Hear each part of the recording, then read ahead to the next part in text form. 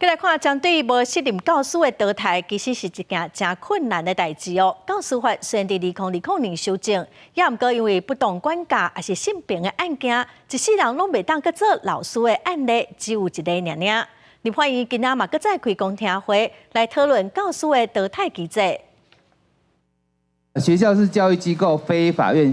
会将学校甲法院提来比评，教育团体认为，这是因为伫2020年教师改聘办法施行了后，各种类型的投诉案增加，造成教师一直接受类似司法的调查行为。投诉案件没有报告，没有调报告，没有惩处建立，主管机关就不会解除列管。校园投诉案件应该要分流处理，那并非大小案都用解聘来检视哦。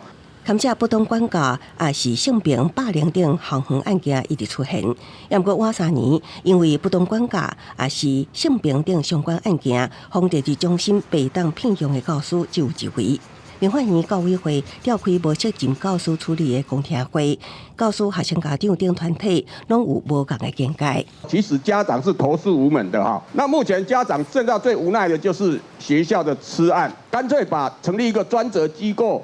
全部来处理不适任教师这一块，请各位家长更放心啦，现在不会投诉无门，现在反而是投诉太多，造成校长办学很大的困扰，校园事件非常多。那很多老师其实不愿意担任行政，所以大家也常常听到行政大逃亡这个问题。如果每一年都处理不完的个案，那就是体制上的问题。我们支持现在目前教育部的主张，校师会议的调查委员呢全部外聘。 原本建议政府要建构具体的教师专业伦理规范，搁有明确的纪律措施。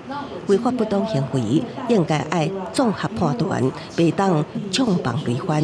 教育部处长林定高回应，在教师改聘办法草案中，会简化调查管道，对学校调查也是事实有重大欠点，主管机关也会当家己组成调查小组，也是要求学校重新调查。记者综合报道。